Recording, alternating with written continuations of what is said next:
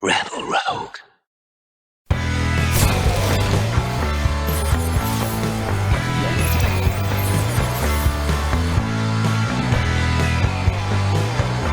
Hello and welcome to another episode of Rebel Rogue. Today I will be showing you how to paint a Malefic Lord to tabletop standard in a scheme reminiscent of the 18th century Prussian army. For this tutorial you will be needing the following paints: all of Vallejo game colour, model colour, or in some cases Panzer Aces. There are included in this list 2 Vallejo game inks. To begin with, you will be needing Flat Earth, Prussian Blue, Dark Prussian Blue, Off-White, Khaki, German Tank Crew, Brown ink, Glorious Gold, Dark Flesh, Black ink, Heavy Red, and Chainmail Silver. I'll see you for the video. The first colour we will be using to paint our Malefic Lord is Dark Prussian Blue. We will be painting this on all of the upper torso uniforms. So this is the tunic thing at the top here and the sleeves. Do not paint it on the trousers as they will be painted a different colour. I can probably go with a bigger brush here, as really this is not a good sort of thing. If you want to, you can thin it slightly with water. Mine is a little bit runny anyway, so I'm going to just use a damp brush. Enough water in that just to thin it down slightly so that it runs smoother. As Duncan Rhodes always says, 2 thin coats. Very true here. You do want the detail to remain. So 2 thin coats.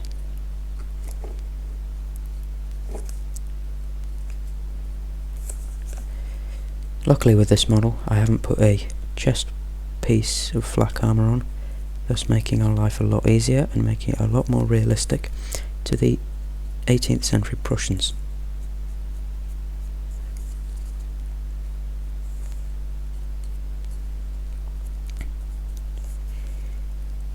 There we are.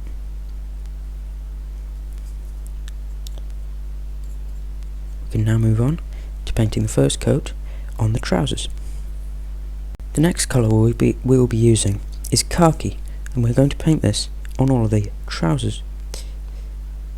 On the trousers, and that's it, basically. Slightly thinned if you want to.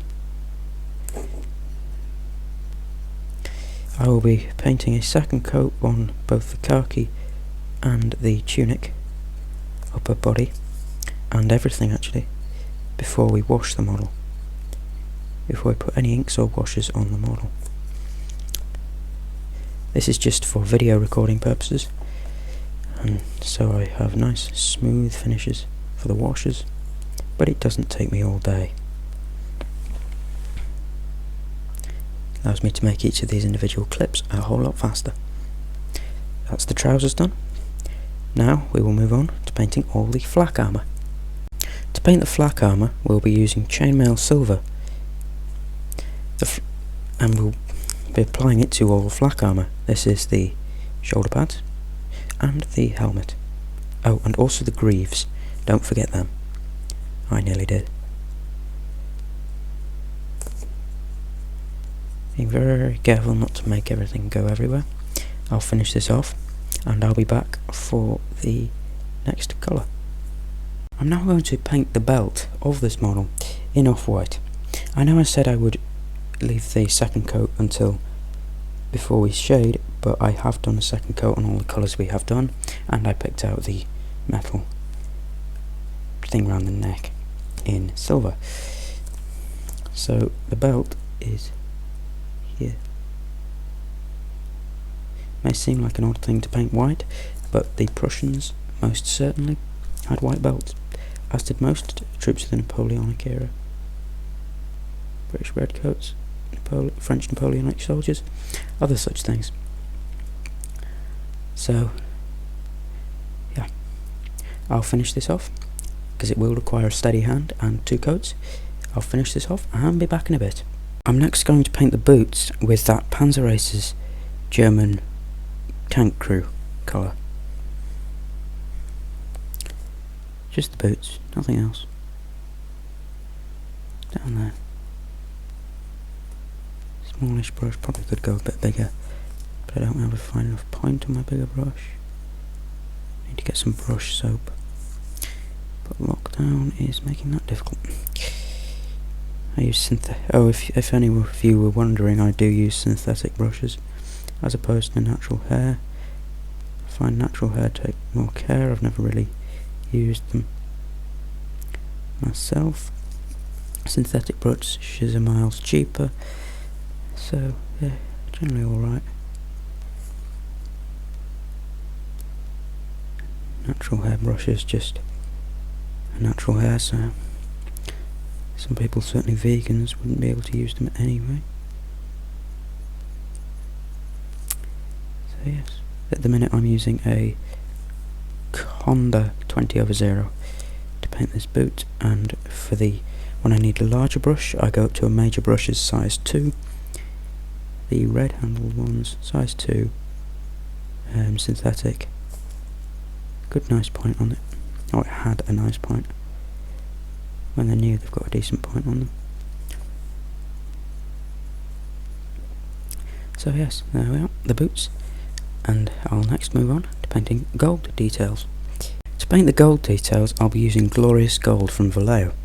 This is a nice sort of mid-tone of gold. It will work really well on the Imperial chest eagle and the skull on the head. I know this is technically a renegade, but I do generally just don't want to wreck my command squad in case I want to sell it in the future. And yeah, and the eagles look alright.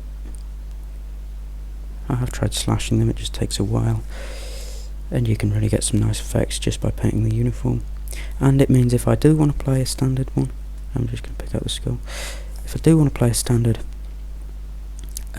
Imperial Guard army, I'll have all the figures to do it, including this guy. Could probably be used either as another commander with a las pistol, or as a man shouting with a stick, like a platoon commander or something, or even as a Primaris Psyker. I could probably get away with in friendly games.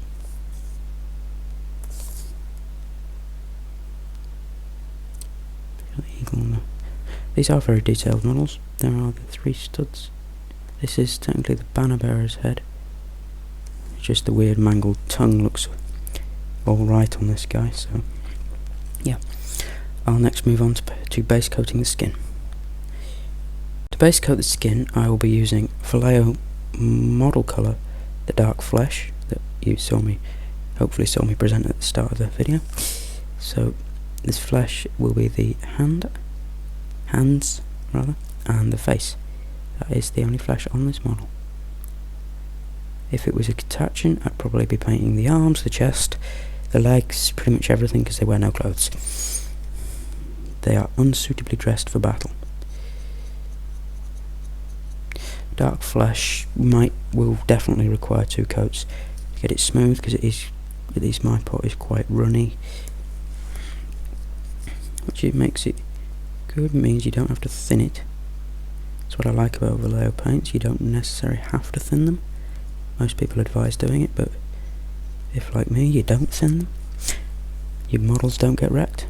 And not always wrecked, but yeah. I'll finish this off, put a second coat on, and be back, probably, yeah. I'll be back for the washes. I was in fact mistaken when I said that we were going to do the washes, because I forgot and didn't realise that we still haven't painted the stick. So I'll be using Flat Earth to paint the stick. Once you've done the stick, you could, after you're happy with the smoothness of the coats, leave it at this and just play from here if you want to go for a really basic level. Everything is base coated, Anything that's not will be black because of the spray.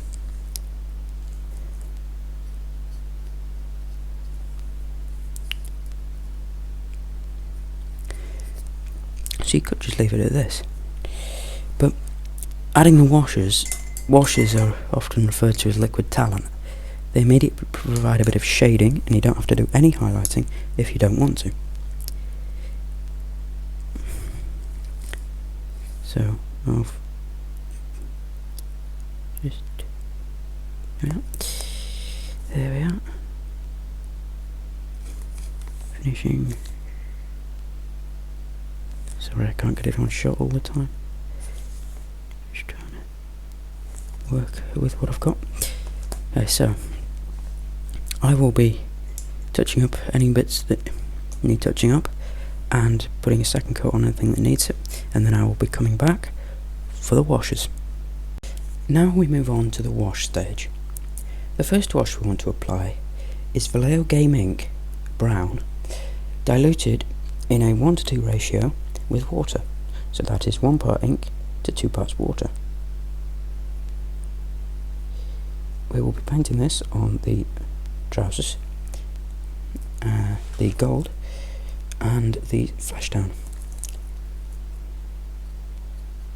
This should give a sort of orangey brown hue without darkening them too much.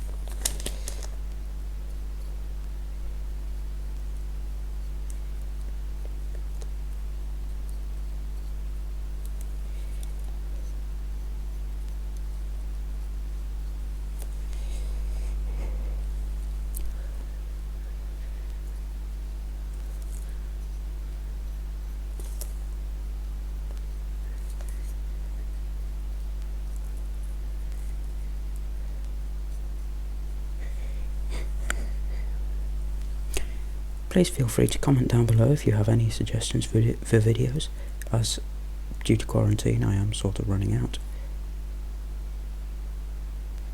I am going to apply this brown wash to the whole plaque there, and to the whole belt, and then to the flesh areas. It's a nice subtle shade. I'll finish this off and be back for the next wash. The next wash we want to apply is black. We'll be applying this to the armour panels and the boots, and if you want to, you can also apply it to the Prussian blue areas. I will be running a slight streak around the belt, just to provide a bit of shading and definition, but it is not necessary to shade the uniform. So that is the armour panels, flak armour, terrible save, 5+. Terrible save.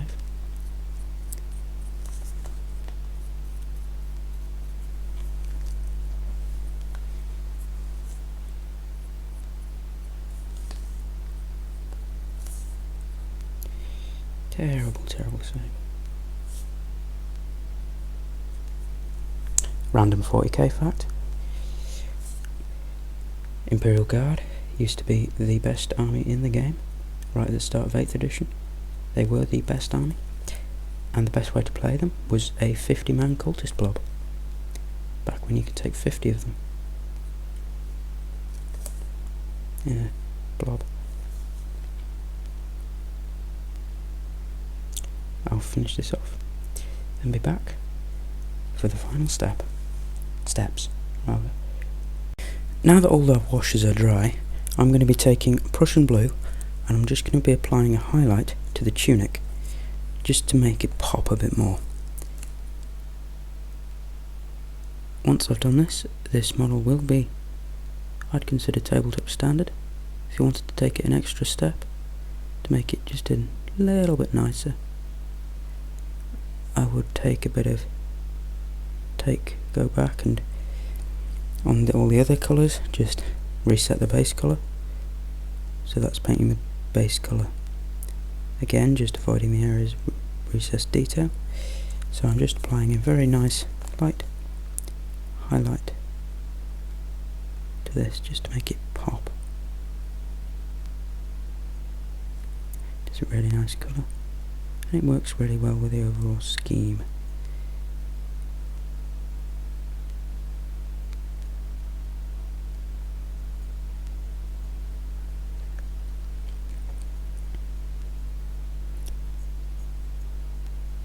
I'll finish this off and be back for the end of the video. Right guys, as you can see, this is a Renegade Malefic Lord, painted to tabletop standard. This scheme could easily be applied to a custom Imperial Guard regiment, a Renegade commander, an Imperial Guard commander, pretty much anyone really. It's a really nice colour scheme to use, and especially if you've got people who've got two-part trousers, as in they're wearing breeches. That works really well because then it looks really realistic and proper. But anyway, I hope you've enjoyed the video. If you have, don't forget to hit the like button. And if you're not already subscribed, please subscribe. There's new videos every week. A new video every week, as far as possible. So, yep, thank you for watching. And I'll see you for the next video.